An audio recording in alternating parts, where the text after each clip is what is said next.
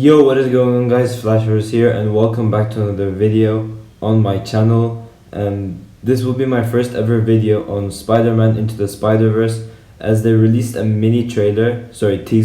So I will be breaking that down and telling you every spider character appearing in this movie, or who could appear in this movie as well. I know I'm quite late to this news. This teaser, if you want to call it, got released like 5 days ago or something, but I didn't have time because I had to do all my Arrowverse videos and my own things like that.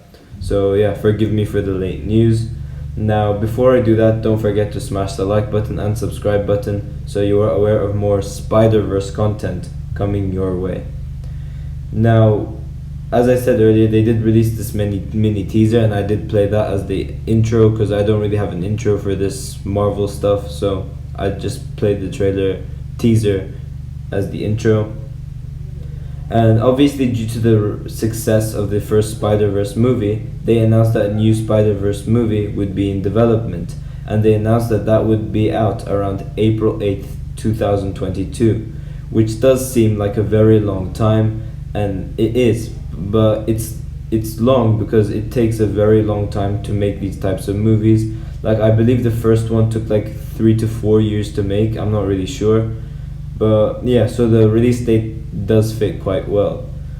Now the teaser shows spider logos and they're glitching and stuff. These logos could tease which Spider-Mans will be in this movie, or just shows the different logos.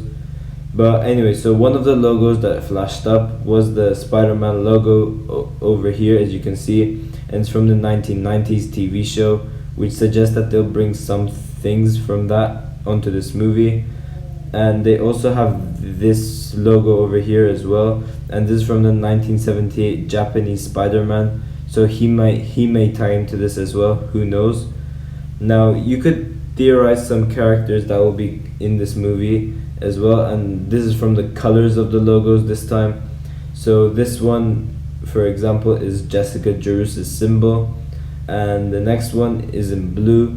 Now this one could be Ben Reilly, I'm not really sure.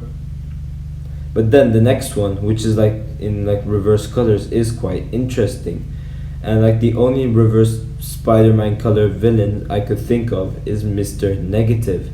And it does have very odd colors too, it has very negative colors, so this leads me to believe that Mr. Negative could tie into this movie as well, and if they do that, that would be really cool. I am a massive fan of Mr. Negative as well. I really liked him in the Spider-Man PS4 game as well. Yeah, in this movie he could be the villain for this movie, but he's not that big of a threat, so I highly doubt it. So he could be a side villain or something, I'm not really sure. Now they also have this one over here, and this one suggests Carnage, which is very intriguing. And you can see it's Carnage due to the symbiote effect of black and red. So if Carnage is there, you can't really have Carnage without Venom. So don't be surprised if you see Venom as well. And that's just because you need to introduce a symbiote. And in order to introduce the symbiote, you need Venom at first. So you can't, you could have Carnage like that, but it would make more sense if you have Venom and Carnage as well. Now we also know that Spider-Man 2099 will also be in this movie due to the post-credit scene from the end of the first movie, and they also have some plot leaks as well for this. Now, from the events of the last movie, we know that the multiverse breach thingy has been destroyed while stopping Fisk. So you might be concerned about how the Spider family will all reunite alongside with newer characters, and this was answered in the ending of the previous film. Now we get this tiny time jump, if you guys remember, and Spider-Gwen chats with Miles from her Earth. And then they explained how she did that through the end credit scene with Spider-Man 2099. I was going to say 2029, but 2099. And he essentially has some futuristic device that would allow him to breach in between different Earths, and he can alter the space-time continuum and go wherever he pleases into any timeline he wants to. I mean, we already did have like time travel time travel concepts as well from the previous film.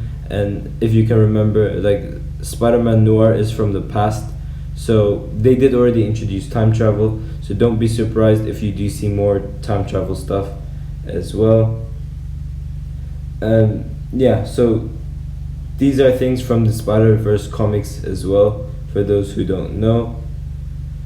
So now let's go over the characters who are confirmed, 100% confirmed to be in this movie, and that is essentially Spider-Gwen and Miles Morales. They're basically the main villains, and we could have Fat Spider-Man, Peter B. Parker as well. Who knows? Now in the comics, Peter Parker did have a daughter, and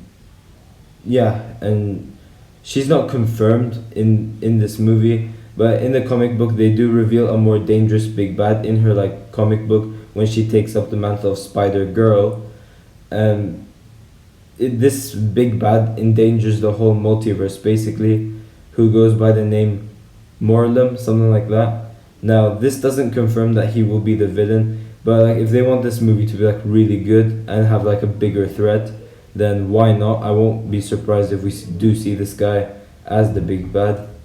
Now, one thing that I found very interesting that I would want to share with you guys is they did say that they will make SpiderVerse spin-offs as well, which is pretty cool. And I think one of the ones that were confirmed was Spider-Gwen. I'm not sure if it was confirmed, but yeah, Spider-Gwen may happen as well. Now, you could take this next news with a grain of salt, but they did say that they'll get Tom Holland Spider-Man to cameo alongside Tobey Maguire and Andrew Garfield for this movie as well. Now, personally, I don't think that will happen, but then it would like give an idea on how Tom Holland Spider-Man can hop between the Venomverse and the MCU, and like bring him on into the Venomverse after he's done with the MCU. So that could be a way to bring this Spider-Man into it. But if they do that, holy crap, that would be so freaking cool. Now with Peter B. Parker, they did already recreate like past things from Tobey Maguire's Spider-Man as well in some shots from the previous movie, and that is another reason why I don't see Tobey Maguire's Spider-Man making an appearance as well. Like if you remember from the last movie, they did have like the dance scene, and that was like that parallel to the Spider-Man 3 dance scene when he was covered in the symbiote. And then we also had the train scene from Spider-Man 2, I think it was. And then we also had, Spider-Man 1. It was Spider-Man 1. And then we also had that date thing where he turns around and punches something.